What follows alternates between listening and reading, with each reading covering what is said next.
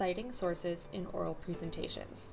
We spend a lot of time talking about how to cite things we've learned from different sources in our essays and written assignments.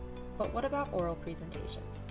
When we're speaking to an audience, how do we effectively and ethically let them know when information or language is borrowed from someone else? If we're using a visual aid like slides, we need to incorporate in-text citations for any information borrowed from external sources, whether we've quoted them directly or paraphrased an idea. The options are similar to how you would do this in an essay. In fact, you can check out some examples of how to do this on our student resource site. But what about the things we actually say to our audience? And what if we don't have a visual aid? This is when we want to make sure we use attribution language. Attribution language is phrasing that attributes or credits a specific idea to an author or publication. Sometimes you'll see phrases like, according to X, or X asserts that, and so on. Using language like this tells our audience that the idea we're about to share is not our own. For paraphrased ideas, that is, ideas we've put into our own words, we can go right into the idea. But if we're quoting something directly, it's likely because the language itself is important for the audience to know.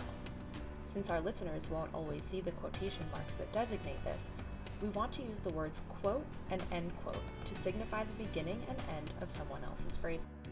Lastly, similarly to incorporating a source into your writing, depending on who your audience is, you might need to contextualize your sources by noting who the author is and why their ideas are relevant.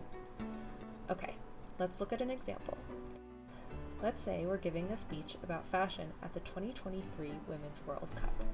Here's an excerpt of what we might say. The fashion at the 2023 Women's World Cup made headlines, prompting the rise of new fashion icons and trends. Irene Kim for Vogue asserts that wearing items like team jerseys, sneakers, and knee-high socks are the new rules for, quote, channeling your inner Megan Rapinoe, Alex Morgan, or Sophia Smith, end quote. Further, clothing brands are jumping on the bandwagon and partnering with the U.S. Women's National Team and FIFA to create bespoke collections. According to Rose Minutulio for Elle magazine, Nike x Martine Rose created items specifically for the U.S. Women's National Team to wear. These items embodied the team's spirit with unique, tailored, and genderless garments. Other labels, like Midjouri and Stony Clover Lane, are collaborating with the U.S. Women's National Team, and Nike, Adidas, and Soccer.com are selling official World Cup products, as described in Pop Sugar by Kylie Warren. These are just a few of the many ways you can incorporate source materials into your speaking. As long as you are making the origins of your research clear to your audience, you're doing great. Happy citing!